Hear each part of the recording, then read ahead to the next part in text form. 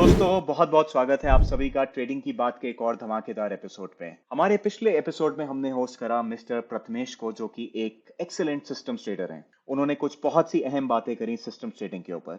Hope आप सभी को वो वीडियो पसंद आया हो। हमारे प्रीवियस वीडियोस की तरह ही आज हम लाए हैं एक और एक्सपीरियंस ट्रेडर को। हम कोशिश करेंगे उनके ट्रेडिंग मेथड्स और स्टाइल के बारे में और जानने की। हमारे आज के जो ट्रेडर हैं वो एक बहुत ही सिंपल बैकग्राउंड से हैं, लेकिन आज की डेट में एक बहुत ही सक्सेसफुल इक्विटीज ट्रेडर हैं। वो एक मोटिवेशनल स्पीकर भी हैं और जो स्टॉक्स के नाम से जो शो है उसमें फीचर भी हुए हैं। हमारे आज के गेस्ट हैं मिस्टर मानस अरोड़ा, जो कि एक लीडिंग फिगर हैं इक्विटी ट्रेडिंग वर्ल्ड में। मानस का बचपन दिल्ली में बीता और उन्होंने अपनी graduation Khalsa college Delhi university से करी। उसके बाद उन्होंने अपनी पोस्ट ग्रेजुएशन फाइनेंस में सिम्बायोसिस यूनिवर्सिटी से करी। उन्होंने अपना अर्ली लाइफ में करियर शुरू करा एज अ सब ब्रोकर और बाद में ट्रेडिंग को as a full time profession चुना। तो चलिए आइए बात करते हैं मिस्टर मानस से। हाय मानस, वेलकम टू ट्रेडिंग की बात ग्रो के साथ। कैसे हैं आप? हाय अर्जुन, बहुत बढ़िया। मैं व्यूअर्स को बताना चाहूंगा कि ये अब तक का सबसे डिफरेंट और यूनिक एपिसोड है इस सीरीज का। पिछले एपिसोड्स के सभी स्पीकर्स जो हैं वो एफएनओ सेगमेंट में ट्रेड करते हैं, लेकिन मानस एक्सक्लूसिवली कैश सेगमेंट में ट्रेड करते हैं। मानस, इससे पहले हम आगे बढ़े, मैं आपसे जानना चाहूंगा आपके ट्रेडिंग सफर के बारे में। आपका इतने सालों का एक्सपीरियंस रहा है स्टॉक मार्केट्स में। आपने अपनी शुरुआत कहाँ से करी और आपका अब तक का सफर कैसा रहा? Please, we would love to know मोर।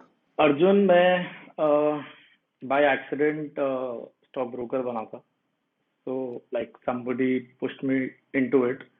और मैं सब ब्रोकर था बेसिकली, जैसे फ्रेंचाइज वगैरह लेते हैं।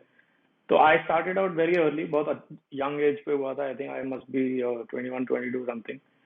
तो 1 ईयर किया उसको, लेकिन as a like at that age, उस एज में वो कोई एक्साइटिंग नहीं था कि मैं पहले डीमैट अकाउंट खोलने पड़ते थे, पहले ऑनलाइन नहीं होता था। तो और क्रिएटिव भी कुछ नहीं था उसमें, एज एन अकाउंट खोलो एंड देन उनके ऑर्डर्स पंच करो। तो मुझे मजा नहीं आ रहा था। I wanted to get into कि ये स्टॉक्स बेसिकली कैसे मूव ये होते हैं मानस, सॉरी, खुद। कितने साल पहले की बात कर रहे हैं? आपने हम्म कब, कौन से ईयर में स्टार्ट किया था? 2006 में। वाह। हाँ, तो फिर उसके बाद 1-2 साल, 1-1.5 साल किया उसको। और but during that whole duration, I mean the whole 1.5 years, क्योंकि स्टॉक्स बड़े फैसिनेटिंग लगते थे कि ये कैसे ऊपर जाते हैं। पहले होता सबके साथ, एवरी बिगनर, हर बिगनर के साथ जो प्रॉब्लम्स आती हैं वो वही मेरे साथ भी थी कि ये स्टॉक ऊपर जा रहा है। हम उसे चेज करते थे और वहां लेते थे, जैसे ही लेते थे वो नीचे गिर जाता था। क्योंकि यूजुअली हम कब लेते थे, जब वो टीवी पे फ्लैश कर रहा है। और टीवी पे कब फ्लैश करता है? कोई वो स्टॉक तो फ्लैश करता नहीं जो 1% अप है। टीवी पे वो फ्लैश करेगा जो ऑलरेडी 10, 20, 30% काफी दिन से भाग रहा है। कर चुका है, तो राइट। वो ही होता था, बाय करते थे और फिर नीचे आ जाता था। तो कहीं ना कहीं ये लगता था कि कैसे, how can we be one step ahead, and खुद ढूंढे कि ये सब चलता कैसे। तो जैसे आज की डेट में लोग ट्विटर है, तब उस जमाने का सोशल मीडिया ऑर्कुट था। तो काफी देखा कि ऑर्कुट पे काफी ग्रुप्स बने होते थे और वहां पर जैसे आजकल ट्विटर पेजेस है, वहां कम्युनिटी होती थी। तो उनमें कई लोग शेयर करते थे। तो मुझे लगता था ये लोग शेयर कर सकते हैं टिप्स या स्टॉक्स के नाम, तो कैसे करते हैं, मुझे भी सीखना है। तब पता चला फंडामेंटल एनालिसिस भी एक चीज है, फिर टेक्निकल एनालिसिस भी एक चीज है। फंडामेंटल में मैं कभी अट्रैक्टेड ज्यादा हुआ नहीं, क्योंकि उस सुन के बड़ा थोड़ा स्कैरी लगता था कि कितने वेरिएबल्स हैं, you have to study balance sheet, you are a CA, you know it, इतने वेरिएबल्स है। और एक, for just one person it was impossible to track every company. Technical analysis में ज्यादा अट्रैक्शन ऑब्वियसली इसलिए था कि सिर्फ क्या देखना है, ग्राफ देखना है, एंड वो ग्राफ इजिली अवेलेबल तब नहीं होते थे। तब आपको ये आज ट्रेडिंग व्यू है या काफी वेबसाइट्स हैं जो फ्री देती हैं और थोड़ा बहुत प्रीमियम चार्ज पे चार्ट भी देती है रियल टाइम, तब नहीं होते थे। लेकिन कुछ ना कुछ रिसोर्सेज थे, जैसे यूट्यूब से काफी हेल्प मिलती थी। यूट्यूब पे इतनी फ्री लर्निंग थी, कुछ काम की थी, कुछ नहीं थी।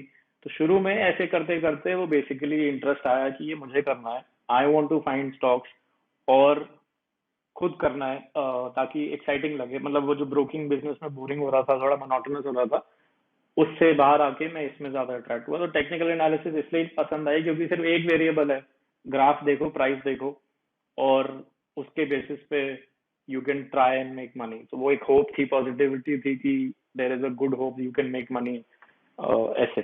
तो ब्रोकर से शिफ्ट हुए एनालिसिस में। ट्रेडर नहीं बने थे इमीडिएटली, तब भी ब्रोकिंग और एनालिसिस साथ साथ चल रही थी, बट हाँ रोज एनालिसिस सीख के, मतलब प्रैक्टिस करके ट्राई करते थे कि ये स्टॉक मैंने ढूंढा है, और उसको फिर अगले 2-3 दिन देखना कि वो चला या नहीं चला। और जब चलता था तो लगता था ओके ठीक है, मे बी मेरे को कुछ आता है, बेटर हो रहा है धीरे धीरे करके। तो ये जर्नी शिफ्ट हुई ब्रोकिंग से इसमें। तो पहले जैसे सारे करते हैं, जैसे हाँ, फिर मैंने ऑर्कुट पे मैंने भी अपनी एक कम्युनिटी उस टाइम पे बनाई थी। तो वो भी अच्छा खासे, उसमें मैं रोज अपडेट देता था। फिर वो फॉलो होते होते उसमें भी अराउंड उस टाइम पे 30-40,000 यूजर्स थे। फिर ऑर्कुट बंद हो गया, मतलब ऑर्कुट एग्जिस्ट ही नहीं करा। फिर मैं राइट उस राइट। ग्रुप से तो मतलब फॉलो अप नहीं किया, बट हाँ मैं अपने बैक एंड पे अपना एनालिसिस करता था, अपने फ्रेंड्स को बताता था कुछ। जैसे आज की डेट में मैं अब मैं एडवोकेट नहीं करता हूँ कि टिप्स दे के काम होता है, बट हाँ व्हेन आई वाज यंग तो मुझे भी लगता था इफ आई नो समथिंग, अगर मुझे आता है एनालिसिस और मेरे स्टॉक्स भाग रहे हैं, तो मैं क्यों ना किसी को चार्जेबल बेसिस पे दे के थोड़े एक्स्ट्रा राइट राइट। पैसे अर्न करूं। तो किया वो मैंने, लेकिन उसमें मैंने ये चीज रियलाइज करी कि चाहे मैं कितना अच्छा एनालिसिस कर लूं और कितनी अच्छी मतलब सर्विस दे लूं, अगर आप बिजी हो और आपने वो स्टॉक नहीं लिया और वो ही भागा, और जिस दिन आप अवेलेबल हो वो वाला नहीं भागा, आप नेक्स्ट टाइम मेरी फॉलो नहीं करोगे, इवन चाहे मैं कितना अच्छा हूं। तो उसमें ये एब्सोल्युटली। होता था कि कितना भी काम कर लो, सामने वाला पैसे नहीं कमा रहा था। और अब मैं अपने ट्विटर पे बहुत बार बोल चुका हूँ, ये अपना एक्सपीरियंस ही बोलता हूँ कि टिप्स पे नहीं पैसे कोई कमा सकते। मेरी बिल्कुल। इंटेंशन चाहे कितनी अच्छी हो, आप जब तक फुली उसको फॉलो नहीं करोगे मेरी सर्विस को, वो नहीं होने वाला। तो मैंने कहा यार छोड़ो ये सब, जब मैं किसी को टिप दे रहा हूँ और वो सब मुझे लगता है कि चलती है तो वो कर सकते हैं, तो just leave everything and you get into this. उतरो कीचड़ में और खुद करके देखो। तो खुद जब करने पे आते हैं तो अपना पैसे पे जब मतलब बात आती है और दूसरे के पैसे पे आती है, बहुत फर्क होता है। तो शुरू में अगेन वही मिस्टेक्स जो हम सब करते हैं। चाहे अगेन मैंने बोला एनालिसिस कितनी भी आती हो, एनालिसिस एक छोटा पार्ट है, बहुत छोटा पार्ट है इस पूरे एंड रिजल्ट का। जो एंड रिजल्ट है पैसा, उसका वो इतना छोटा पार्ट है कि एंड में आप उस एनालिसिस, मतलब behaviour is the majority part. How you behave when you losing money, and how you behave when you making money, वो भी बहुत इंपॉर्टेंट है। वो विद टाइम आता है। When you get into real trading, real पैसे पे जब ट्रेड करते हो, पेपर ट्रेडिंग नहीं, रियल ट्रेडिंग पे जब आप ट्रेड करते हो, फिर पहले चाहे कितनी भी अच्छी आपकी एनालिसिस हो, आप गलतियां करोगे, बिकॉज योर बिल्कुल। Your your human. And this whole business, ये जो पूरा बिजनेस है, जितने भी हमारे ह्यूमन इमोशंस हैं उसके ऑपोजिट है। यस। डर में डरना नहीं है, एक्साइट में एक्साइटेड नहीं राइट होना, मशीन की तरह बिहेव करना है। और आप मशीन नहीं हो, आपको इंसान ही चाहे कितना ट्राई राइट। कर लो, तो वक्त लगता है। बट जब अगर आप उस ड्यूरेशन में लॉसेस पे ध्यान रखो और प्रैक्टिस करो कि मुझे मेरा एंड गोल बेटर बनना है, तो वंस यू बिकम बेटर, जब आपको ये आ जाएगा, तो फिर आपके हाथ में राइट। है सब कुछ। मानस, आई थिंक आपने पहले हम्म। क्वेश्चन में ही इतना एक्सपीरियंस शेयर कर दिया है, और अभी तो हमारी हम्म। इंटरव्यू बस स्टार्ट हुई है। तो एक एक बहुत अच्छा पॉइंट आपने शेयर किया कि इट इज़ वेरी हार्ड कि आप किसी और से टिप्स लेके पैसे कमाओ। आई थिंक शॉर्ट टर्म में हम्म। पैसे बन जाएंगे, लेकिन लॉन्ग टर्म में किसी भी और का प्रोसेस एग्जैक्टली रेप्लिकेट करना बहुत बहुत मुश्किल है। और आई हम्म। थिंक ट्रेडिंग एक बहुत ही पर्सनलाइज चीज़ है, हर एक का एक डिफरेंट स्टाइल होता है।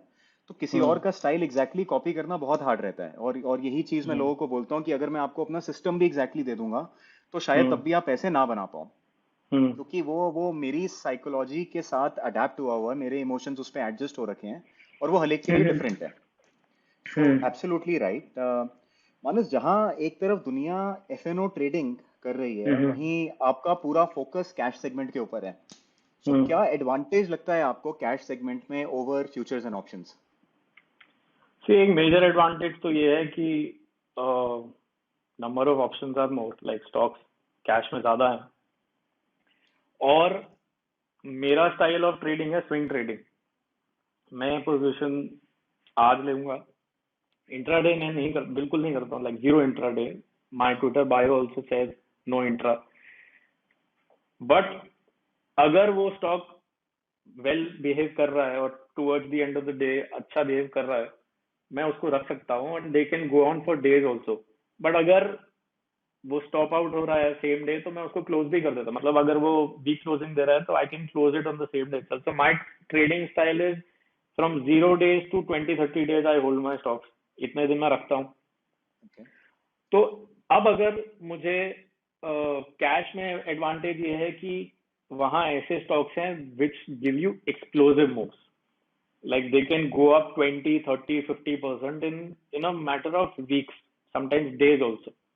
Like in, especially the most recent example is August। आप अगस्त मंथ में देखिए, मेरे ही पास अगर मैंने 10 स्टॉक्स लिए होंगे, उसमें से 3 या 4 ऐसे थे जो 30 से 50% चले गए इन जस्ट 1 month। एंड अगर मेरी उनमें एलोकेशन 20% है और वो स्टॉक 50% बढ़ जाए, और अगर मैं उसको ऑब्वियसली राइड भी करूं पूरा 50, तो आप गेम्स कैलकुलेट कर सकते हैं। दे मूव योर अपना पोर्टफोलियो जो है, जब ट्रेंडिंग मंथ आता है, it it moves like huge, you know, thick huge jumps. तो एफ एंड ओ में प्रॉब्लम ये होती है कि because it's a very very crowded market, सारे बड़े स्टॉक्स हैं, उनका उनका मार्केट कैप बड़ा है, तो उनको बड़ी मूव देने में इतनी जल्दी नहीं आती है जितनी कैश में आती है। फिर बिकॉज उनमें शॉर्ट भी होता है, तो on every rise there can be a short person sitting to short it also. तो वो एक्सप्लोसिव मूव्स जितनी कैश में आती है और नहीं आती है। दूसरा मेरा रीजन है कि अगर मैंने लाइक फ्लेक्सिबिलिटी ऑफ सेलिंग, जैसे अगर मैंने 100 स्टॉक्स लिए, मुझे सिर्फ 5% सेल करने हैं, मुझे सिर्फ 15% सेल करने हैं, वो मैं फ्यूचर में नहीं कर सकता। बेसिकली मैं रिस्क मैनेजमेंट नहीं कर सकता। और 90% लोगों जब मार्केट में आते हैं, उनके फंड उतने नहीं होते कि वो सीधा एफ एंड ओ में जाए। लोग जाते हैं क्योंकि F and O gives you that hope कि आप 20% देकर 100% स्टॉक उठा सकते हो, मतलब 20% मार्जिन देके या 25% मार्जिन देके। बट अगर जब आपको काम ही नहीं करना आता, आप अपने पैसे पे नहीं कमा रहे, तो आप उधार के पैसे पे राइट। कमाने जाओगे, तो आपका गेम जल्दी खत्म हो जाएगा। राइट। और ये मेरे को डीएम ट्विटर पे एवरी डे के ट्रेंड है कि इतना लॉस चल रहा है। आप एफ एंड ओ करो, बट वो एक एडवांस लेवल की गेम है जब आप 5-6 years कैश में इतने अच्छे हो जाओ राइट। कि आप ऐसा नहीं है मैं एफ एंड ओ बिल्कुल नहीं करता। अगर कॉन्सेप्ट वही है, जो कैश के कॉन्सेप्ट है वही वहां भी लगते हैं। अगर मुझे कोई क्लियर ओवर एक्सटेंडेड स्टॉक दिखता है कभी कभी, या ओवर एक्सटेंडेड मार्केट दिखती है, निफ्टी दिखती है, तो मैं उनमें भी पोजीशन ले लेता हूँ। कभी डाउन में भी अगर एक्स्ट्रा ऑर्डनरी फॉल आता है तो रिवर्सल्स, मैं रिवर्सल्स काफी लेता हूँ। जैसे कहते हैं कि फॉलिंग नाइफ नहीं कैच करनी चाहिए, हाथ कट जाता है या लॉस होता है एंड ऑल दैट। बट मेरे एक्सपीरियंस में उनमें भी एक मोमेंट आता है जब वो यू टर्न मारते हैं, तो वो यू टर्न कैच करने के लिए मैं रेडी रहता हूँ, चाहे वो निफ्टी हो, चाहे वो निफ्टी में उतना नहीं करता हूँ, बट हाँ कैश में मैं बहुत करता हूँ उसमें। तो कॉन्सेप्ट वही है। तो मेरा रीजन एफ एंड ओ में ना करने का ये है कि रिस्क मैनेजमेंट नहीं हो पाती। अगर मुझे पोर्टफोलियो पे 0.5% रिस्क लेना है, मान लीजिए, अगर मैं राइट। थोड़ा राइट। अकाउंट अभी आज की डेट में डिसेंट है, फ्लेक्सिबिलिटी रहती है लेकिन बेसिकली आपकी। अगर कोई नया आदमी है, उसके पास फंड नहीं है, और फिर भी वो एफ एंड ओ में जा रहा है ये सोच के कि मेरे को ज्यादा पैसे कमा सकता हूँ, बट आता तो है नहीं ऑलरेडी, तो जाने तो वाला ही है। फिर भी अगर आपने ले लिया, आप रिस्क मैनेजमेंट कैसे करोगे? आपको सिर्फ 1% रिस्क उठाना है पोर्टफोलियो पे, वहां क्वांटिटी सेट है, लॉट साइज सेट है, तो आपको जबरदस्ती वो लेना पड़ेगा। और अगर आपका स्टॉप लॉस हो गया, एक ही दिन में आपका पोर्टफोलियो 10%, 15% डाउन हो जाता है। राइट। राइट। तो मानस, आपने दो इसलिए बड़े अच्छे पॉइंट्स बोले हम्म कैश सेगमेंट के रिलेटेड। एक तो जो हम्म मुझे समझ आया कि ट्रेंड्स जो हैं वो बहुत ज्यादा क्लीन है compare to FnO hmm stocks. Hmm they are much more smoother when compare to hmm stocks trading in the FnO segment. और हम्म एक और बहुत इंपॉर्टेंट चीज है विच इज दैट कि आप पार्शियली एग्जिट्स ले पाते हो. For example you want to exit 5%, 10% of your holding. Hmm That is something you're able to do in cash segment, but F&O में obviously because lot size की limitations हैं, तो वो चीज नहीं हो हम्म पाती है. हम्म। मैं एक चीज करेक्ट करूंगा, ट्रेंड स्मूदर कैश के नहीं, ऐसा जरूरी नहीं है, क्योंकि देर आर ऐसे कई स्टॉक्स हैं जो रैपिड ऊपर जाते हैं और एकदम से उनका फॉल भी इक्वली होता है. You can get easily chopped out also. But हाँ, उसमें अगर मुझे फास्ट कमाना है अपने स्मॉल कैपिटल पे विदाउट एक्स्ट्रा रिस्क उठाए, तो कैश में ऐसे कई स्टॉक्स हैं जो डबल होते हैं, या सॉरी नॉट डबल, 30 40 50% एक महीने में चले जाते हैं. तो without risking my account a lot, मैं उनमें अपनी पोजीशन बना सकता हूँ. और अगर मैं को ट्रेडिंग आती है तो वो मूव पूरी की पूरी इन कैश कर सकता हूँ, और इसलिए मैं कैश में ज्यादा प्रेफर करता हूँ. और फिर ओके. स्क्रीन पे नहीं बैठना पड़ता. मैंने लिया, मैंने बिड लगाया, और फिर बाकी चीजें भी कर सकते हैं. आई थिंक मुझे याद आ रहा है मेरी जब आपसे बात हुई थी तो you also told me that बहुत सी बारी ऐसा होता है कि 9:45 तक आपका काम हो जाता है एंड हाँ. You are done trading. Hmm hmm. You place your stop losses और अगर ट्रेड नहीं मिलता तो you are done for the day. That is it. Usually ये अगेन, ये मुझे कैसे पता चला, बिकॉज हर ट्रेड का जर्नल, मतलब हर एक जर्नल है जिसमें एवरी ट्रेड गेट्स एंटर्ड, वहां पे सबकी एंट्री होती है. उस ट्रेड में ट्रेड टाइम भी नोटेड होता है. तो over the time simple analysis किया कि विनर्स कौन से थे. वो डेटा सिंपल आंसर दे रहा था. My win rate was a lot better 10:30 से पहले, और 10:30 के बाद वो 50% तक ड्रॉप हो जाता था. तो छोड़ दिया काम करना. मेजोरिटी 10:30 से पहले ले लिया, या अगर बाद में मिल रही है तो उतना रिस्क नहीं उठाया, कम तो साइज बेसिकली का जो ले जो लिया. जो गुड ट्रेंडिंग स्टॉक्स है वहां पे ट्रेंड सुबह से आना स्टार्ट हो जाता है मॉर्निंग से एंड पुश आता है और फिर वो मुड़ के नहीं देखता. अगर मुड़ के नहीं वो देखता. यूजली ये ट्रेंड होते हैं. अगेन, इस मार्केट में कोई परफेक्ट पैटर्न नहीं है, बट हाँ, 80-20 रूल जो लाइफ में होता है, वो या यहाँ भी है. आपकी मेजोरिटी मनी, मैंने स्टडी ये करा कि मेरी majority money was coming in the first 1-1.5 hour. तो आज की फिर मैंने एनर्जी बचाने, बेटर है मत करो, वो ज्यादातर चॉप ही होता है उसमें. मानस कभी कभी क्या आप मिले कोई हैं, बट हाँ, targets I avoid it. Sorry. Manas क्या आप कोई टारगेट्स भी रखते हो या सिंपली आप अपने स्टॉप लॉसेस को ट्रेल करते रहते हो जैसे जैसे स्टॉक ऊपर जा रहे हैं? कभी नहीं टारगेट, मतलब मुझे नहीं पता, क्योंकि अगर आप देखो टारगेट रखोगे ना, उसके डाउन साइड, दो डाउन साइड है. एक तो आप अपना लिमिटेशन सेट कर रहे हो already. You have no idea. Stocks can do really really when market, मतलब जब भी मार्केट ट्रेंड करना स्टार्ट करती है, तो आइडिया भी नहीं है कि स्टॉक्स एक एक, जैसे पीसी ज्वेलर्स का फॉर मोस्ट एग्जाम्पल इज, एक महीने या 1.5 महीने में 20 रुपए से 90 रुपीज हो चुका है. अब आप क्या 20 पे जब था तो आप क्या टारगेट लोगे कि एक महीने में 90 होगा. और दूसरा ये है कि जब आप टारगेट रखते हो तो आप समवेयर आप फोर्स कर रहे हो कि मैं तो वहीं सेल करूंगा. वो उससे पहले जितने भी क्लियर साइंस मिल रहे हैं आपको चार्ट पे कि नहीं, ये वीकनेस दिखा रहा है, ऑल दैट, तो आप फोर्स करते हो और फिर वो साइंस इग्नोर करते हो. आप ऑलरेडी बस टारगेट के लिए वेट करते रह जाते हो. तो मेरे को बस इतना मेरा पता है दैट आई नो मेरा स्टॉप लॉस ये है, और अगर ये चलता जाएगा तो मेरे को स्टॉप लॉस बढ़ाना है, कैसे बढ़ाना है. अदर देन दैट अपसाइड मेरी कभी नहीं होती. मतलब डिसाइडेड कि ये मेरा टारगेट है, ऑल दैट. बहुत बार वो टारगेट अपसाइड, अगर चार्ट पे भी देखोगे कि ये रेजिस्टेंस है, वो इजिली ब्रेक हो जाते हैं. तो बेसिकली बहुत सी बार ऐसा होता है जब मार्केट आपको ज़्यादा देने को तैयार है तो हम क्यों बोले कि भाई मुझे नहीं चाहिए. It is better to keep trailing and और मैं एज द आपको एक मार्केट. और चीज, हाँ, मैं एक चीज ऐड करूंगा कि जब मार्केट साल में 2 या 3 बार ऑन एन एवरेज ट्रेंड करती है, कभी कभी थोड़ा ज्यादा भी करती है, जैसे 2020 में तो पूरा साल ही करा, 21 भी ऑलमोस्ट करा. तो जब आप ट्रेंडिंग मंथ आता है, उसमें अगर आपने उसे इनकैश नहीं करा और आपने सिर्फ वही छोटा छोटा 1:3 1:4 करते रहे, तो जब 80% टाइम मार्केट जो चॉप रहती है, कुछ नहीं एक्शन होता, वो सारे पैसे उस 80% में चले जाते हैं. तो वो 20% टाइम में अगर आपने सारा का सारा पैसा नहीं कमाया, देन ओवरऑल ईयर आपका अच्छा नहीं जाएगा. तो एब्सोल्युटली. इसलिए keep trailing it. You have no idea what the stocks can offer you. कितने लोग, अब मैं थोड़ा ट्रेनिंग भी देता हूँ, तो कई लोगों ने जब स्टार्ट करते हैं शुरू में तो वो 1:3 के माइंडसेट से आते हैं। आज की डेट में मेरे ही ट्विटर पे लोग कमेंट करते हैं उनकी फर्स्ट 1:50 ट्रेड है, 1:30 ट्रेड है, और वो भी 2 दिन में, या मे बी सॉरी नॉट 2 दिन, एक हफ्ते 2 हफ्ते में। किसी ने भी HBL पावर मुझे मैसेज किया था, उन्होंने सिर्फ 4 दिन में वो 1:25 हो गया। तो ये अब स्कोप, मतलब उनका दिमाग थोड़ा खुला है, 1:3 से आगे सोचने लगे हैं। तो ये है पोटेंशियल स्टॉक्स का, अगर आप ढंग से कर सको ट्रेड। एब्सोल्युटली। मानस, आपका आज तक का सबसे बड़ा बड़ा विनिंग ट्रेड क्या रहा है? एज इन क्या रिस्क रिवॉर्ड था उस ट्रेड के ऊपर? मेरा लास्ट ईयर था BSC का, अक्टूबर 15 नवंबर की ट्रेड थी, 21, और वो मेरी 1:100 ट्रेड थी इन अबाउट 20 or 30 days.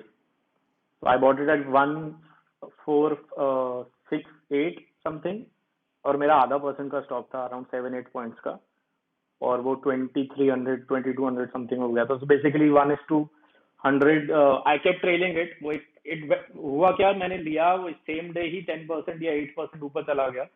फिर मैंने, once you are comfortably up, तो अब आपकी सोच के ऊपर डिपेंड करता है। कई लोग कहेंगे तो 10% ऊपर चला गया, अब वो 8 हो गया तो मेरे हाथ से वो 2% चला गया, इसको ले लेते हैं। बट मैं ट्रेड, अब आगे मेरे में मेच्योरिटी आ चुकी है, शुरू में नहीं होती, बाद में आ जाती है, बट अगर आप ट्राई करोगे इस मेच्योरिटी का तो ही आएगी, अदरवाइज नहीं आएगी। तो अब मेरी मेच्योरिटी है कि मैं जब ट्रेड लेता हूँ तो मुझे अच्छा राइड करना है, उसको 2-3 दिन देने हैं, उन 2-3 दिन में या तो वो अच्छा निकल जाएगा और बड़ा विनर बनेगा, और वो फिर 2-2 3-3 महीने के पैसे इकट्ठे दे देता है। तो यही BSC में हुआ, वो 10% ऊपर गया था, मैं डिसाइडेड किया मैं ब्रेक इवन स्टॉप दे देता हूँ, या मैंने अभी एग्जैक्टली मुझे स्टॉप नहीं याद, बट हाँ मैंने स्टॉप देके मेंटली फ्री हो गया कि अब ये ट्रेड में मुझे छेड़ना नहीं है, आई कीप ट्रेलिंग इट। और वो भगवान ने साथ दिया, अच्छा चला, और 22-2300 something, I think first week of दिसंबर तक हो गया था।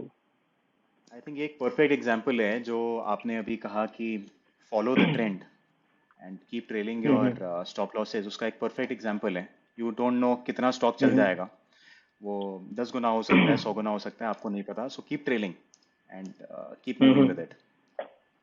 एग्जैक्टली। तो मानस, ये तो बात रही आपके बिगेस्ट विनर की। What about your average winning size? आपकी एक्चुअल ट्रेडिंग में यूजुअली आपका एवरेज एवरेज जो विनर्स हैं उस पे क्या रिस्क रिवॉर्ड रहता है?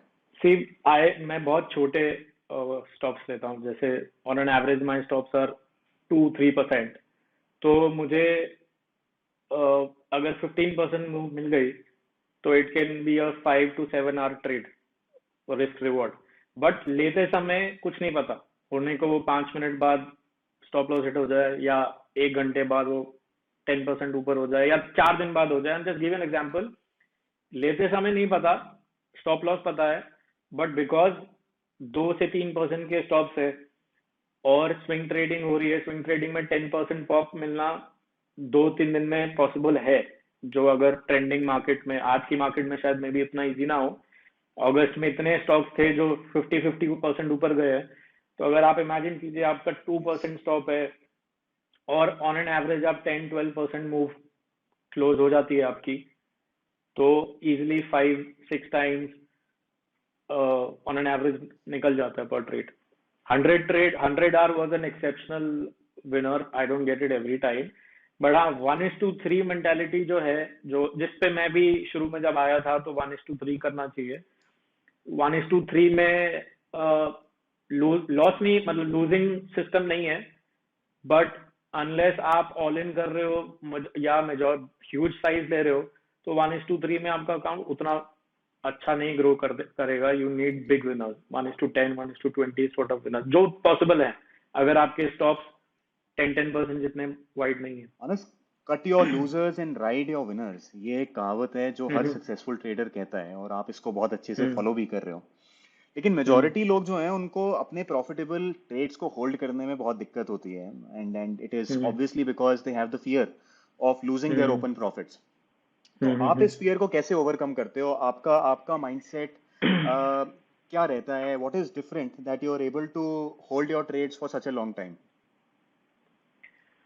सी, mindset again over the years develop हुआ है वो, मेच्योरिटी। शुरू में आई एग्री, आज पैसे आ रहे हैं, कल अगर वो स्टॉक नीचे आ गया तो जो प्रॉफिट पेपर पे था या जो आपने नोट कर लिया कि I am making this much closing देखकर, तो कल अगर वो स्टॉक नीचे आता है तो बुरा लगता है। लेकिन मैं अपने एक्सपीरियंस से बता रहा हूँ कि आप कितना भी स्टडी कर लो या एनालिसिस कर लो, ये सब काम नहीं आता है when you try to manage your profit. अगर टेंशन फ्री रिलैक्स ट्रेडिंग करनी है तो let it let the market stop you out and accept that money, that this is the money that trending market offered you. जब मैं खुद जाऊंगा उसे book करने तो वो मोमेंट आएंगे, एक आधी बार हो सकता है आप टॉप पकड़ लोगे, लेकिन ऐसा हर बार नहीं होगा। आपने सेल करना है और थोड़ी देर बाद वो और 10% ऊपर चला जाएगा या कुछ दिनों बाद। तो सब करके देख लिया, आप जब भी खुद सेल कर मतलब प्रॉफिट मैनेज करने जाओगे, वो ऊपर भी जा सकता है और किसी दिन आपको नीचे आएगा तो आपको अच्छा भी लगेगा कि अच्छा हुआ मैंने कर लिया। बट ये इंटरफेरेंस जो है इतनी टैक्सिंग होती है दिमाग पे कि एक लेवल के बाद इट स्टार्ट्स लाइक हेडेक होता है कि यार ये कितना, हर ट्रेड में आपको रोज it's a one day match, last match से कोई फर्क नहीं पड़ता क्या हुआ था, आपको आज फिर परफॉर्म करना है, तो वो बर्नआउट होना स्टार्ट हो जाता है। बेटर है लो स्टॉप लॉस लगाओ और एक ट्रेलिंग मेथड पिक करो which can be anything, can be a low of previous day, can be a moving average, but ये आपको वरी फ्री कर देगा, ये मैं अपने एक्सपीरियंस से बता रहा हूँ। और अगर आप वरी फ्री स्टेट ऑफ में ट्रेड करते हो तो वो एक trading in the zone book है, like a monk.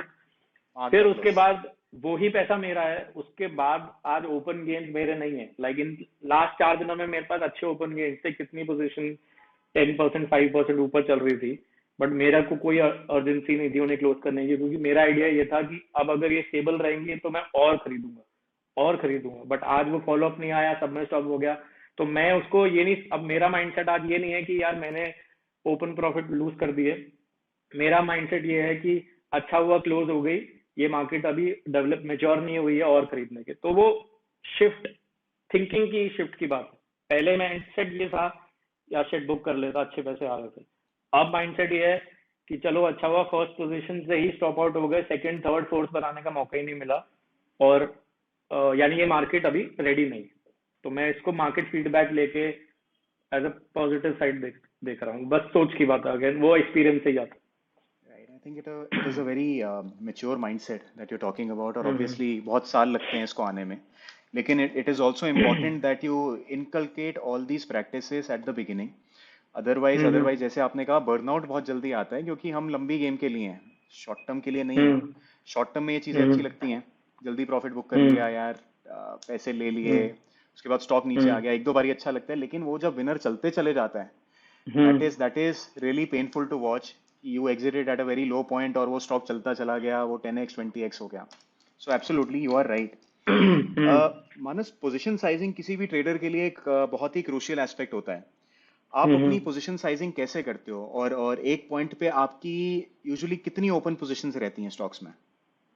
On an average open position 4 to 6, इससे ज्यादा नहीं होता है, और उसमें मल्टीपल बन सकती है। जैसे मैंने पहले 10% साइज लिया, अब जैसे मैंने अभी बताया 3 दिन पहले 4 दिन पहले मैंने स्मॉल स्मॉल पोजीशन बनाना स्टार्ट करी आफ्टर द सितंबर फॉल।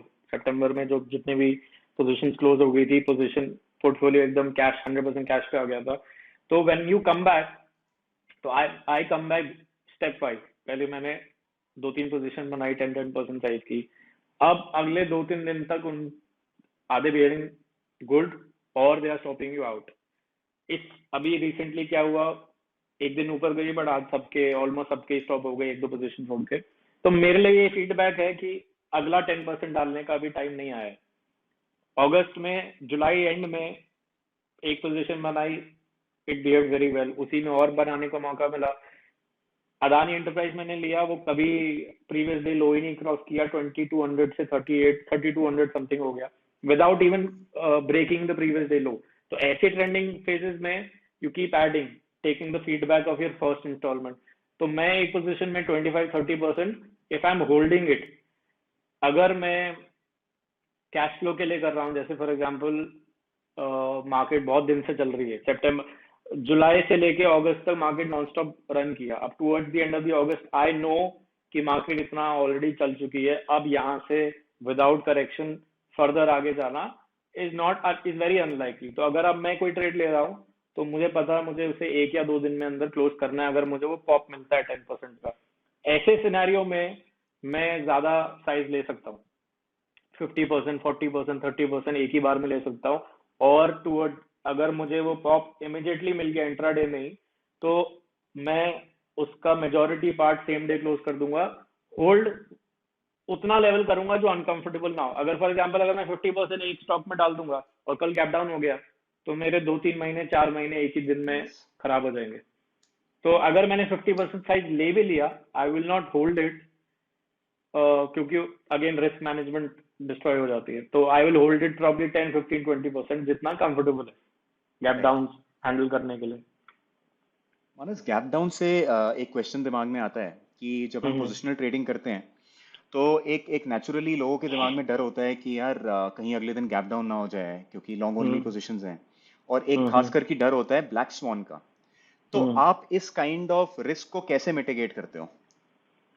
अब अर्जुन, मैं 2007-6 से हूँ। इसमें 2 lower circuit, in fact 3 lower circuit हो चुके हैं 2008 में, और अभी रिसेंटली कोविड में। और एक आई थिंक 2008 में 2 हुए थे, 2007 अगस्त के आसपास एक हुआ था, 2008 जैन में एक हुआ था, अभी कोविड में हुआ, और एक अपर सर्किट लग चुका है 2009 में जब nine. Government second time Congress आई थी। तो वो ये सारे इवेंट एक ही चीज से मैनेज हुए। पोजीशन साइज की एलोकेशन इतनी होती है 10, 15, 20% कि अगर वो इवेंट आ भी जाता है तो you don't get wiped out. Hit होगा, अकाउंट में डैमेज होगा, लेकिन इतना नहीं होगा कि आप उस पर बाउंस नहीं कर सकते।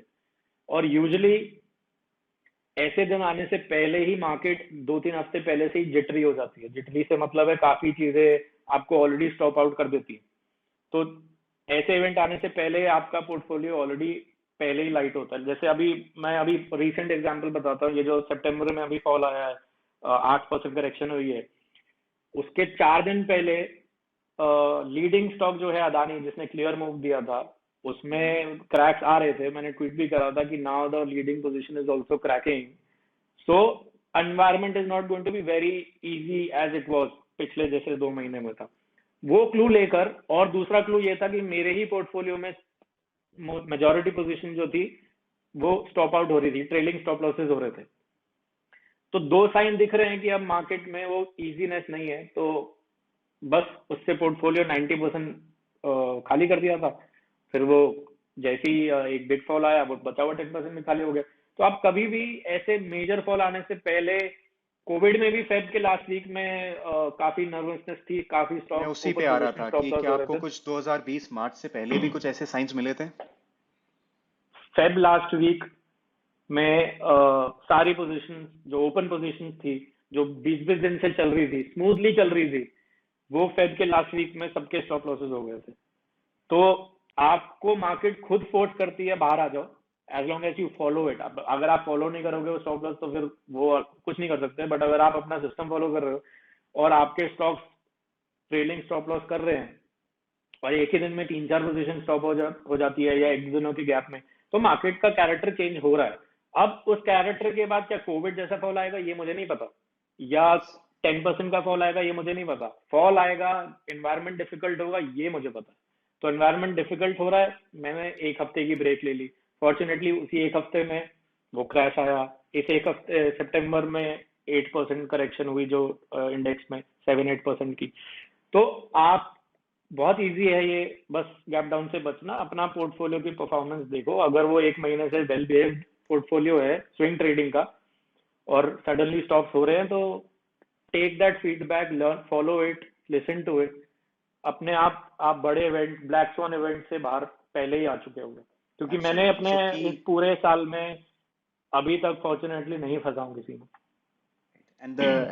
as per you the key is obviously position size and hmm market obviously indications भी देती है when a correction is about to happen. Obviously ये नहीं पता कितना correction होगा, but definitely there hmm are signs and signs to be cautious of. वो बात अलग है, अब लोग लड़ते रहे मार्केट के साथ कि नहीं जी हमें तो लॉन्ग बैठना हम्म है इन दी होप कि market hmm will go up, that is a different case, but definitely there are ways to identify when the time is there कि आप कॉशियस हो जाओ। ग्रेट। हम्म मानस, आप ट्रेड करते हो कैश सेगमेंट में, और हम्म यहाँ निफ्टी बैंक निफ्टी की तरह लिमिटेड ऑप्शंस तो है नहीं। पूरा का पूरा हम्म बुफे लगा हुआ है कई सौ स्टॉक्स का। तो आप हम्म अपनी स्टॉक सिलेक्शन कैसे करते हो, और क्या आपकी कोई प्रेफरेंस भी है टुवर्ड्स लार्ज मिड या small cap stocks? Is there any segment you prefer more than the other? So I prefer not to take large cap because, like I said, they're so large, they will not give me explosive moves. So Reliance 4, 5, 10% चल लेगा, वो भी 10% भी मैं ज्यादा बोल रहा हूँ, बट ऑन एन एवरेज इतना चलता है. But on the other hand, अभी मैंने LG क्विप लिया लास्ट मंथ, और वो 50% अब चला गया इन 1 month. Adani enterprises also is not a small cap. अब तो खैर काफी बड़ी साइज हो चुकी है, बट काफी स्टॉक्स थे जो अगस्त मंथ में. तो मेरी प्रेफरेंस है small to mid, majority small only. But again, मैं जाके चेक नहीं कर रहा हूँ कौन सा स्मॉल है एंड ऑल दैट. आप स्टॉक की कैरेक्टर से बता सकते हो कि ये स्टॉक स्लो मूवर है या like look at the past 2 years, how fast it move. अगर वो पिछले 2 साल में उसने ऐसी मूव दिए हैं तो वो रिपीट करता है, उसका नेचर है. Like there are some stocks that don't move at all. NTPC का नेचर है, वो बहुत ही स्मॉल मूव देता है, या पावर ग्रिड बहुत स्मॉल मूव देता है. कुछ स्टॉक्स हैं जब बस आप अगर मार्केट कैप चेक करने की कॉम्प्लिकेशन में नहीं घुसना, बस उसका स्टॉक का नेचर देख लो, 4 दिन में 5 दिन में कितनी मूव देता है. लास्ट ट्रेंड देख के, जब भी 2 साल का, अगर उसने पिछले 2 साल में 20-30% मूव दिए इन अ मंथ, तो वो दोबारा दे सकता है. तो वो भी एक बड़ा आसान तरीका है कैरेक्टर देख के जज करने का कि ये स्टॉक प्लेबल है या नहीं. तो हर एक स्टॉक का मतलब एक नेचर है, एंड हाँ. There is a different volatility जो हर स्टॉक की होती है, and it is better to identify basis that rather than hmm go for names like large small mid cap. क्योंकि लार्ज में भी शायद कुछ हम्म स्टॉक्स हैं जिनका ज्यादा ट्रेंडिंग नेचर है कंपेयर टू अदर्स, जैसे आपने एनटीपीसी बोला which is a slow mover. Hmm hmm so it is a good way कि पास्ट पास्ट डेटा या चार्ट के बेसिस पे आप आइडेंटिफाई कर पाओ इन स्टॉक्स को जो कि क्विक मूवर्स हैं। तो मानस, आप किस तरीके के चार्ट पैटर्न्स को देखते हो, या कोई और भी हम्म इंडिकेटर्स हैं जिसको आप कंसिडर करते हो जब आप स्टॉक्स की सिलेक्शन कर रहे हो? सी बेसिकली, अब मैं बिकॉज मैं स्विंग ट्रेडिंग कर रहा हूँ, तो I need stocks which are primarily in some sort of an up trend. अब वो अप ट्रेंड कैसे हो? सिंपल, एक बहुत सिंपल स्कैन है, stocks which are making 1 month high. Again, लोग, अब मैंने स्कैन बोला ना, तो लोग सारे स्कैन के पीछे पड़ जाएंगे. Scan is, there is not one way to find stocks. अगर कोई 1 मंथ स्कैन उठा ले, कोई 2 मंथ स्कैन उठा ले, कोई 3 मंथ हाई उठा ले, नाम सब में ऑलमोस्ट सिमिलर ही आते हैं. 3 मंथ में आपको थोड़े मेच्योर ट्रेंड मिल जाएंगे, 1 मंथ में फ्रेश मिलेंगे. कोई 3 मंथ में 1 मंथ ही तो क्रॉस करके जाएगा ना, पहले 1 मंथ में वो पॉप करेगा, फिर वो 3 में करेगा. तो you keep collecting those names, 1 month high, 52 week high, 3 month performance report. You keep collecting those names, उनको अपनी लिस्ट में ऐड करते रहिए. क्योंकि आज अगर किसी ने 1 मंथ हाई बनाया है, उसमें जरूरी नहीं है एंट्री आपको आज मिलेगी, हो सकता है 20 दिन बाद मिल जाए. तो आपको डेटा अपनी वॉच लिस्ट में डालता रहना है, और every day evening I just go through them.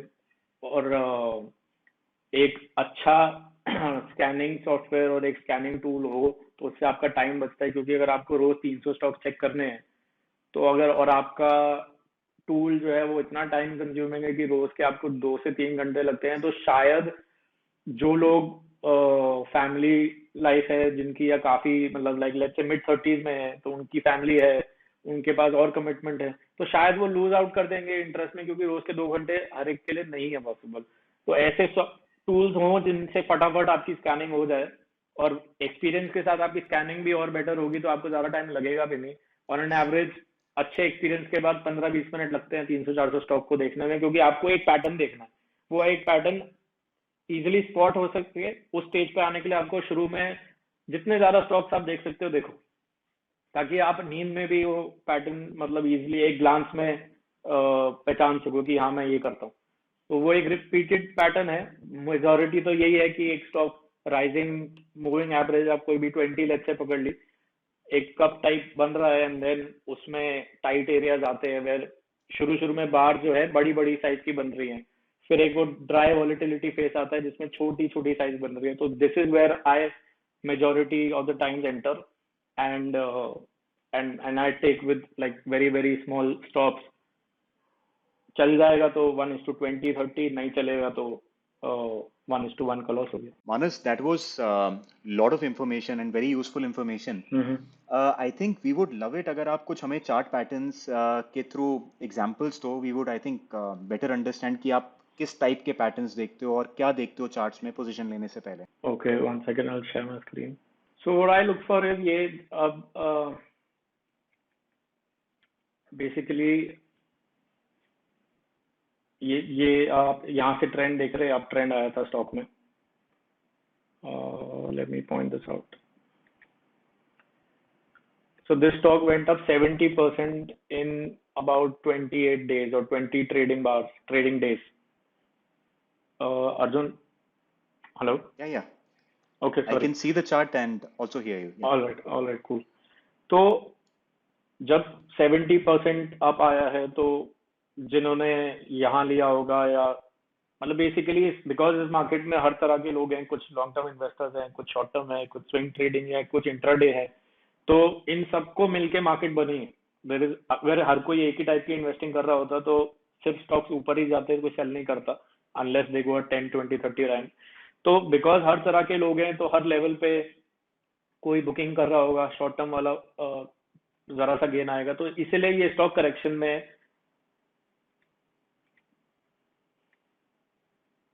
यहाँ से इसमें प्रॉफिट बुकिंग आई और करेक्ट हुआ. फिर उसके बाद it starts going up again. So what I look for is ये जो 20 मूविंग एवरेज है इसके आसपास कुछ टाइम ऐसा आएगा जब स्टॉक जो है अभी आप देख रहे हो बड़ी बार्स बन रही हैं. इवेंचुअली वॉलेटिलिटी ड्राई हो रही है और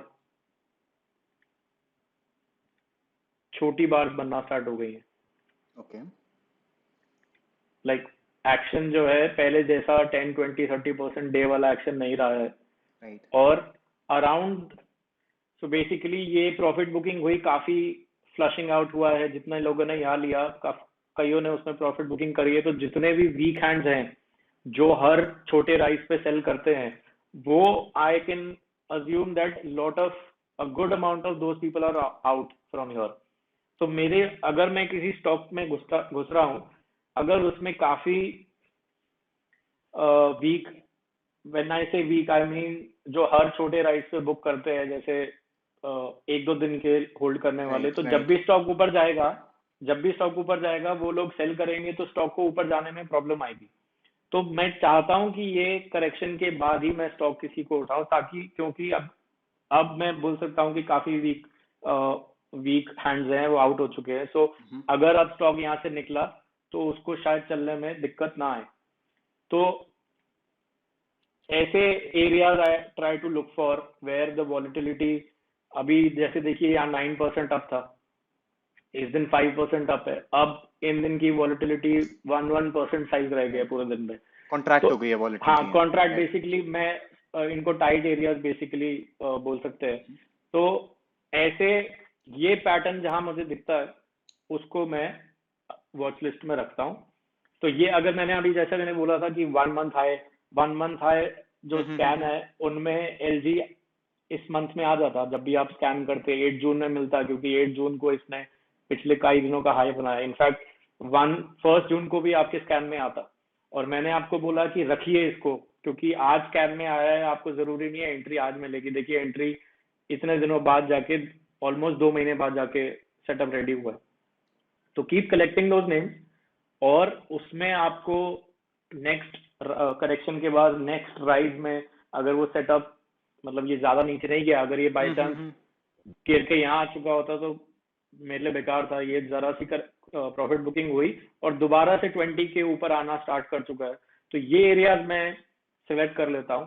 और उसके बाद मान लीजिए मैंने एलजी कल ट्रेडिंग डे है, आज मैंने अपनी वॉच लिस्ट में स्कैन करते हुए मुझे ये सेटअप अच्छा लगा कि ये 4-5 दिन से इसी लाइन पे छोटी छोटी बार्स बना रहा है. तो अब इसको मैं अपनी कल की वॉच लिस्ट में एक्शनेबल वॉच लिस्ट में ऐड कर दूंगा कि इसमें मुझे कल अगर एंट्री मिली तो मैं लूंगा। अब नेक्स्ट क्वेश्चन इज एंट्री मैं कैसे लेता हूँ। यूजली जैसे जब मैंने स्टार्ट किया था या जब भी कोई भी नया टेक्निकल एनालिसिस पढ़ता है तो सबने ये सीखा है कि you buy above a range breakout.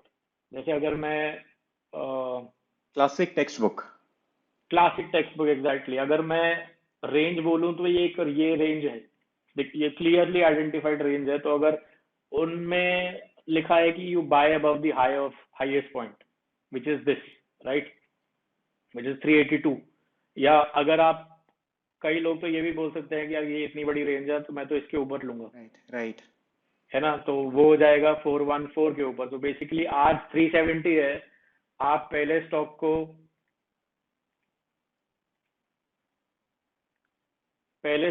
12% चलने के बाद आप लोगे तो अकॉर्डिंग टू मी ये तो आप बहुत लेट एंट्री कर रहे हो। इतने में तो लाइक 12, जैसे मैंने बोला अगर मैं 2% स्टॉप से ले रहा हूँ तो 13% पे तो मेरा 6 टाइम्स हो चुका है already.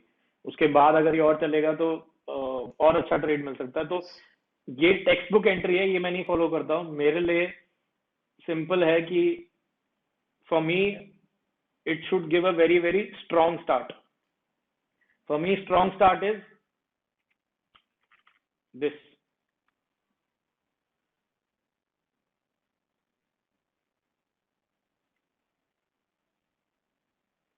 One sec. Yeah, this. So does strong start also mean कि it opens with a gap? It has to open with a gap for me for a strong start. Like I give preference to it. You see, this is the closing price, and this is the highest price. Now, usually gap up क्या होता है कि gap up ये है, gap up देखिए clear identified है। But अगर मैं मेरे लिए अगर टेक्निकली गैप अप तो ये मतलब बुक्स में तो ये पढ़ा है कि जहां क्लियरली एक गैप एरिया दिख रहा है कि वो है गैप। बट अगर मैं मुझे ढूंढना 1 मिनट, हाँ,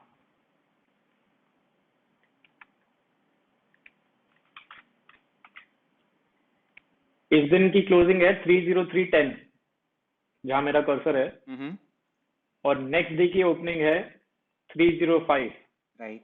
है तो ये भी गैप अप ही ना, टेक्निकली ये गैप, राइट। टेक्निकली तो ऑन पेपर ये तो गैप ही है, भले ही उतना स्ट्रांग नहीं है बट गैप है।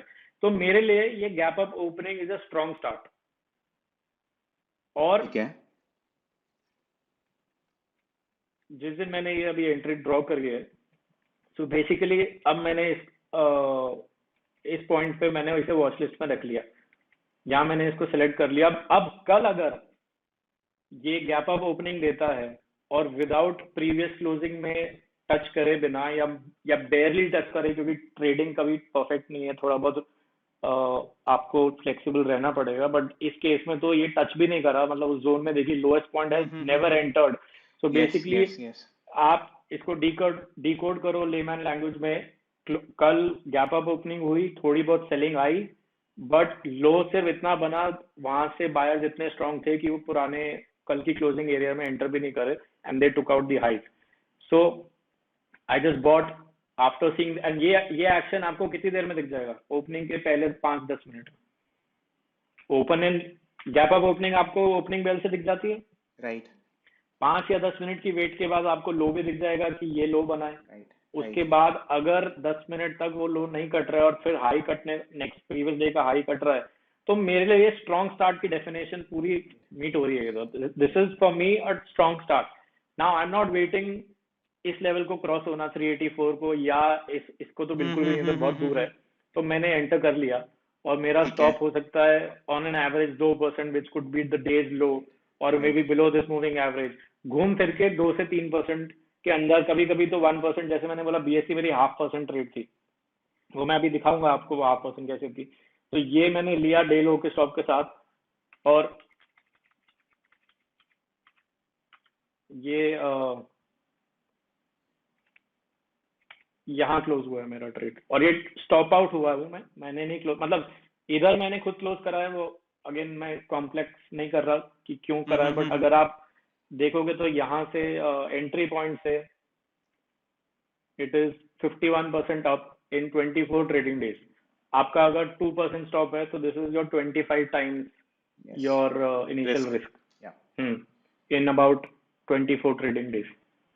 और इस पूरे ड्यूरेशन में मैं आपको जो मेजर बेनिफिट है, जो अभी नहीं समझ आएगा इसमें, this was so worry less, I mean worry free, कि मैं इन पोजीशन में बस एवरी डे अपना स्टॉप लगाता था और देखता नहीं था इन पोजीशन को, डिलीट कर देता था। तो बेसिकली एफर्ट बिल्कुल मिनिमल था इनको राइड करने में। हाँ, बट वो एफर्ट इसलिए हो पा रहा है क्योंकि वो मेच्योरिटी है कि मुझे ये ओपन गेन से अटैचमेंट नहीं करनी है। ओपन गेन है ठीक है, बट जहां मेरा ट्रेड क्लोज होगा वो मेरा फाइनल गेन है। फॉर्चुनेटली जितना आई कुड अंडरस्टैंड, जो आप एक स्ट्रॉन्ग स्टार्ट कह रहे हो, दैट इज लाइक कि there should be a gap up, it is very much preferable. और उसके साथ साथ जो पहले 10-15 मिनट का पीरियड है, दैट इज समथिंग जो इसको आप इंपॉर्टेंस देते हो कि उसमें मिनिमल रिट्रेसमेंट हो, और 10-15 मिनट में ही वो स्टॉक अगर नीचे जा रहा है तो घूम के वापस आ रहा है और हाईस की तरफ दोबारा जा रहा है। So that is something you consider a strong start. और उसके बाद आप अपना स्टॉप लॉस जो भी 2-3% का है या डे लो पे है, तो वो आप स्टॉप लॉस लगा के फिर स्टॉक को चलने देते हो, या तो स्टॉप लॉस हिट कर जाए या आपके फेवर में आ जाए। Exactly try. देखिए, ये मूव, अगर आपको ये पूरी मूव चाहिए तो इसके लिए आपको टाइम तो देना पड़ेगा स्टॉक को। यस। तो पहले दिन अगर मैंने कोई ट्रेड ली है और अगर मुझे वो ट्रेड ऐसी करेक्शन के बाद मिल रही है, जैसे देखिए बड़ी मूव चाहिए तो आपको हमेशा करेक्शंस के बाद ही लेना है स्टॉक। आप अगर यहाँ लोगे तो आपको 50% मूव यहाँ से नहीं मिली, ऑलरेडी स्टॉक काफी चला हुआ। तो मेरी टाइमिंग फॉर्चुनेटली मुझे अच्छे टाइम पे मिली, तो अब लेते वक्त मैंने ये देख लिया था कि करेक्शन के बाद मिला है। Now I will not close it, give it a day और टू, चाहे वो आज अच्छा बढ़ भी जाए, होल्ड इट, लेट्स सी, क्या पता ये बड़ा विनर हो। और फॉर्चुनेटली अगस्त में ऐसे 3-4 मिल गए, क्योंकि मेरे को जल्दी नहीं थी क्लोज करने की।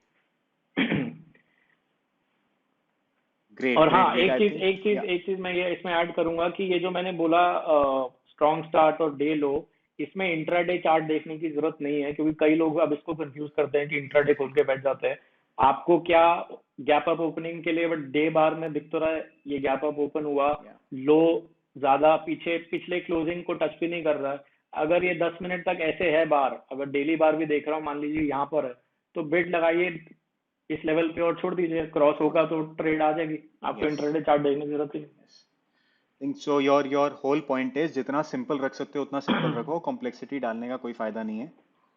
हाँ, मैं तो ऐसे ही फॉलो करता हूँ। Great Manas, I think good insight into the process you follow. एक एग्जांपल जो मैं पर्सनली भी देखना चाहूंगा वो है आपका बीएससी वाला ट्रेड।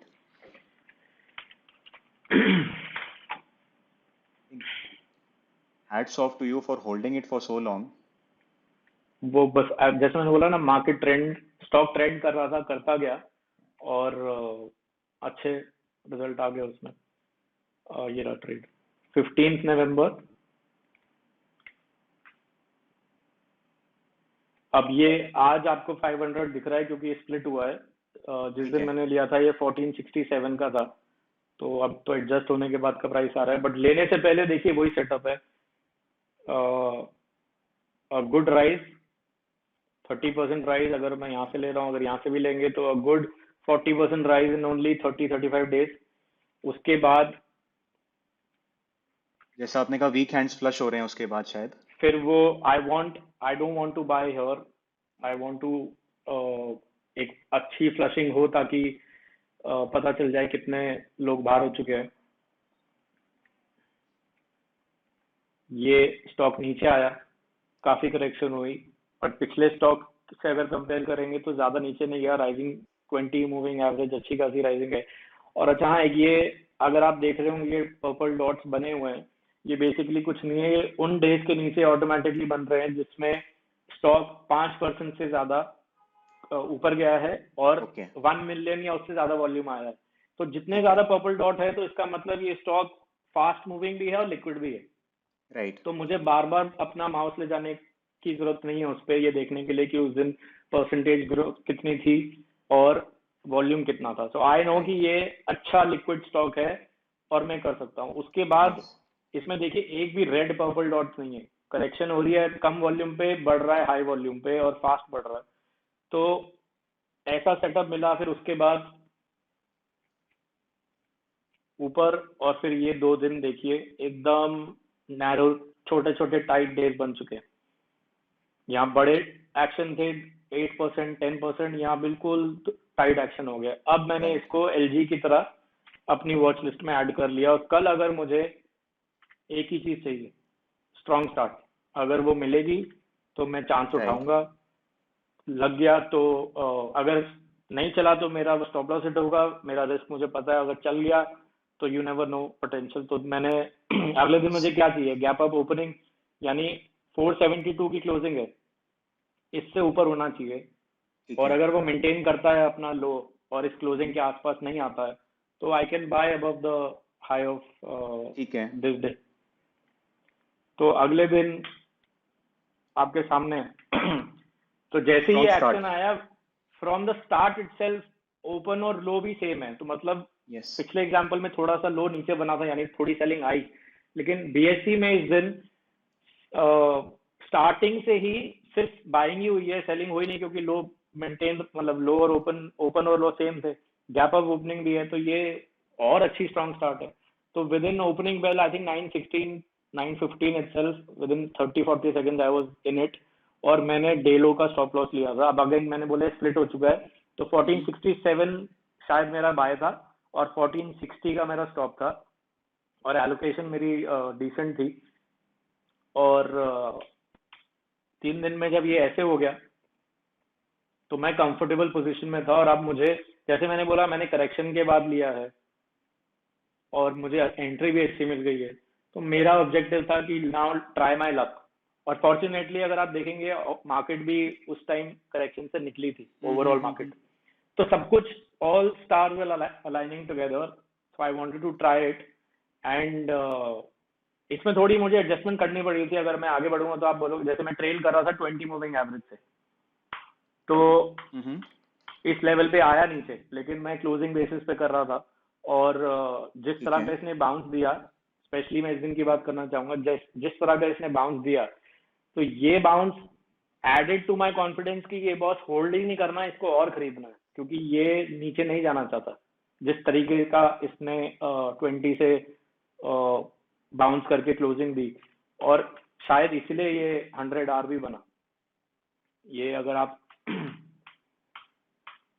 फाइनली सम यहाँ कुछ निकला था, अगर आप कैलकुलेट करेंगे, ये 0.5% स्टॉप से लिया था और 65% ऊपर गया है, तो 130 होता है। बट हाँ, मैंने 130% नहीं, मतलब 130R नहीं था मेरा, अराउंड 100-102R पे मेरा last portion of holding. I was selling on, ऐसा नहीं है कि मैंने पूरी पोजीशन 100R करी थी, कुछ पोजीशन निकाली थी, फिर उसके बाद उनको ट्रेल करा था। जो लास्ट पोर्शन था मेरा 100R तक गया था। तो अगेन ये देखिए, अराउंड ओनली 21 ट्रेडिंग डेज में। तो ये है पोटेंशियल मार्केट का। टारगेट रखने से शायद ये आपको नहीं आएगा, अगर आप अपसाइड लिमिट कर दोगे ऐसे। तो यस यस तरीका वही है, एब्सोल्युटली स्ट्रॉन्ग सेटअप आपका क्लीन हो और स्टार्ट आपकी स्ट्रॉन्ग हो। और अगर आप करेक्शंस के बाद ले रहे हो, मतलब आपको एंट्री मिल रही है, then everything is in your favour. ऐसे मौकों पे अगर आपने ट्राई नहीं करा अपना लक, तो और आपने छोटा ही प्रॉफिट बुक किया, तो जैसे ही मार्केट आउट ऑफ ट्रेंड होगी, जो इवेंचुअली होगी, ये ज्यादा दिन नहीं चलता है पीरियड, वो सारे पैसे उस नॉन ट्रेंडिंग राइट डेज में चले जाएंगे। बिल्कुल आई थिंक मैं भी ये लोगों को बोलता हूँ कि आपको बड़े विनर्स लेने ही पड़ेंगे, क्योंकि वो बड़े विनर्स ही हैं जो आपके लॉसेस को फाइनेंस करने वाले हैं। क्योंकि जी। लॉसेस तो पार्ट ऑफ द गेम है, आने ही आने हैं, और बड़े लॉसेस भी आएंगे। तो अगर बड़े winners, hmm, outsized winners basically नहीं है, तो फिर there is no point trading. Net profitability लाना is a very difficult task then. बिल्कुल। Manas, thank you very much for sharing the charts. I think बहुत बहुत अच्छा एक गाइडेंस दिया है आपने as to the process that you follow, hmm, और आप कैसे सिलेक्शन करते हो स्टॉक्स की, and how do you trail and how do you like enter and all. So hmm, great great. एक क्वेश्चन मैं आपसे पूछना चाहूंगा कि जो छोटे स्टॉक्स होते हैं जैसे स्मॉल और मिड कैप्स, इनमें लिक्विडिटी का इशू रहता है और स्लिपेजेस भी ज़्यादा होती हैं। तो क्या हम्म। आप मिनिमल इम्पैक्ट के साथ बड़ी क्वांटिटीज ट्रेड कर पाते हो इन छोटे स्टॉक्स में? जैसे मैंने भी आपको दिखाया कि पर्पल डॉट कितने आ रखे थे, तो इतनी लिक्विडिटी आराम से होती है कि, मतलब जब मेजोरिटी लोग जिस लेवल पे एंटर करते हैं, उनको ये अभी सोचने की भी जरूरत नहीं है। वो स्टेज अभी बहुत दूर है कि लिक्विडिटी इश्यूज आएंगे।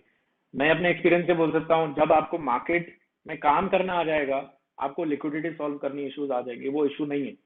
पहले लगता है कि यार ये मैं बड़ी पोजीशन बना पाऊंगा, बड़ी पोजीशन बनाने वाला लेवल अभी शायद नहीं है, क्योंकि आपको अभी ट्रेडिंग सीखनी है। ट्रेडिंग सीखने के बाद लिक्विडिटी इश्यूज नहीं रहते, क्रिएटिविटी दिमाग में इतनी आ जाती है।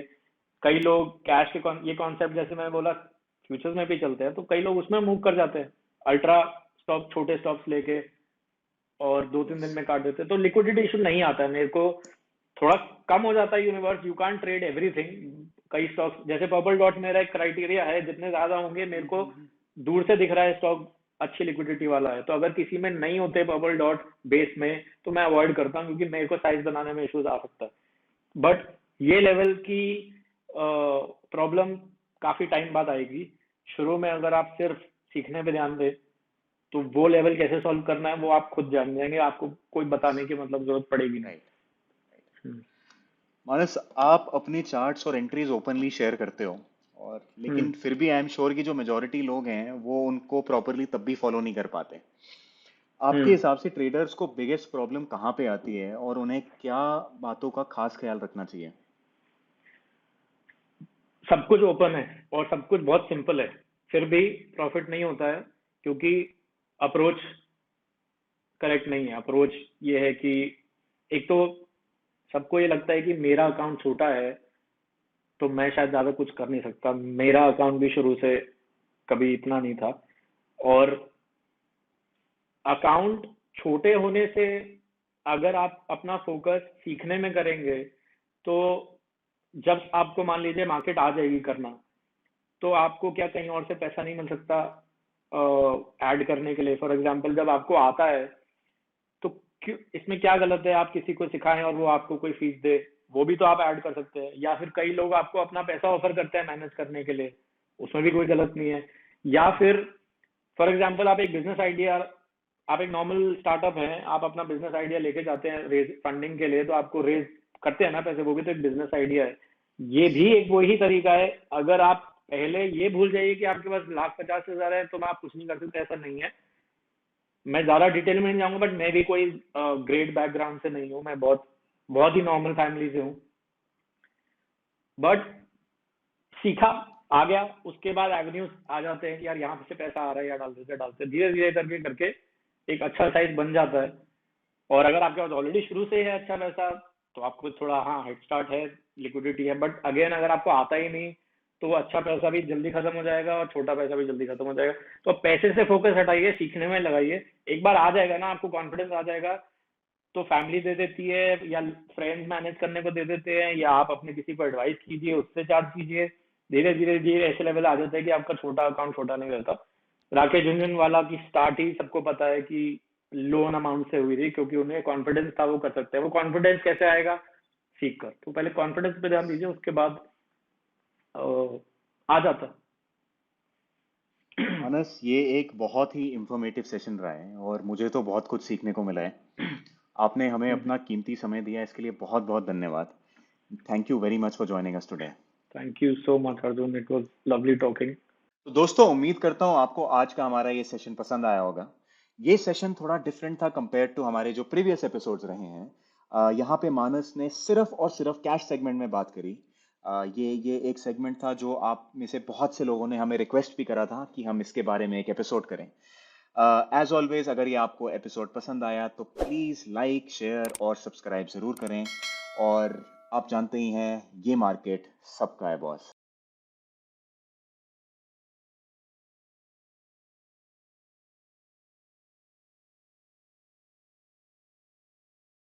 Investment in securities market are subject to market risks. Read all the related documents carefully before investing. Please read the risk disclosure documents carefully before investing in equity shares, derivatives, mutual fund, and or other instruments traded on the stock exchanges.